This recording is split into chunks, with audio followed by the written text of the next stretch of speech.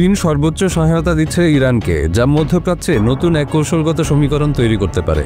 Israeli গোয়েন্দা সংস্থার report বলছে, জুন মাসের 12 দিনের রক্তক্ষয়ী যুদ্ধে ক্ষতিগ্রস্ত ক্ষেপণাস্ত্র সক্ষমতা পুনর্গঠনে চীন গোপনে ইরানকে সহায়তা দিচ্ছে, আর তেল আবিব এটিকে সরাসরি তাদের জাতীয় নিরাপত্তার জন্য বড় হুমকি হিসাবে দেখছে।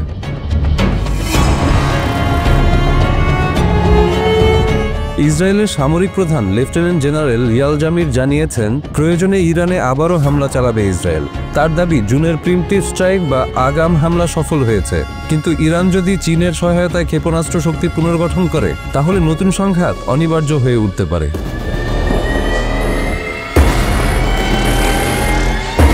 ইসরায়েলের আশঙ্কা, বেইজিং সরাসরি অস্ত্র সরবরাহের ঘোষণা না দিলেও কার্যত ইরানের সামরিক সক্ষমতা পুনর্গঠন করছে। ইউরোপীয় গোয়েন্দা সংস্থাগুলো সম্প্রতি দুই দেশের সামরিক সহযোগিতা বৃদ্ধি পেয়েছে বলে নজরদারি করছে।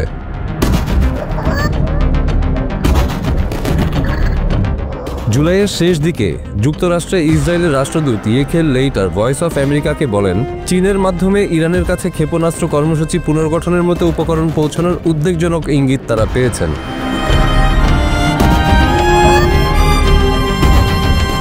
এদিকে গত মাসে সাংহাই কোঅপারেশন অর্গানাইজেশন সম্মেলনে অংশ নিতে চীন সফর করেন ইরানি পররাষ্ট্রমন্ত্রী আব্বাস আরাকচি। ওই সময় মিডল ইস্ট আই ও ইসরায়েল হায়ম রিপোর্ট করে, ইরান তেলের বিনিময়ে চীনা তৈরি সারফেস টু এয়ার মিসাইল হাতে পেয়েছে, যদিও বেইজিং বলেছে তারা যুদ্ধরত কোনো দেশে অস্ত্র বিক্রি করে না।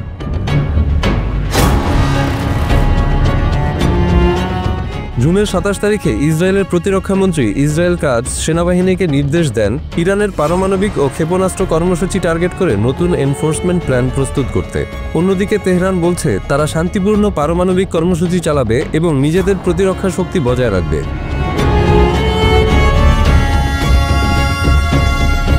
চীনের পররাষ্ট্রমন্ত্রী ওয়াং ই জুলাই মাসে আরাকচির সঙ্গে বৈঠকে বলেন, চীন ইরানের সার্বভৌমত্ব ও মর্যাদা রক্ষায়, ক্ষমতার রাজনীতি ও বলপ্রয়োগ প্রতিরোধে এবং বৈধ অধিকারের সাথে রাজনৈতিক আলোচনার মাধ্যমে পাশে থাকবে।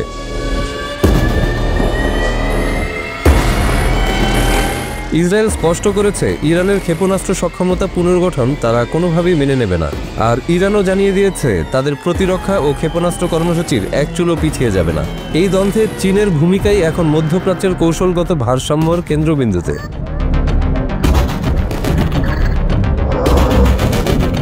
বিশ্লেষকরা বলছেন, যদি এই ত্রিপাক্ষিক উত্তেজনা আরও বাড়ে, তাহলে এটি শুধু মধ্যপ্রাচ্য নয়, বৈশ্বিক নিরাপত্তা ব্যবস্থার জন্য বড় হুমকি হয়ে দাঁড়াতে পারে। চীনের অর্থনৈতিক বিনিয়োগ, ইরানের সামরিক সংকল্প এবং ইসরায়েলের আক্রমণাত্মক প্রস্তুতি, তিনটি উপাদান মিলেই একটি নতুন সংঘাতের ঝুঁকি তৈরি করেছে।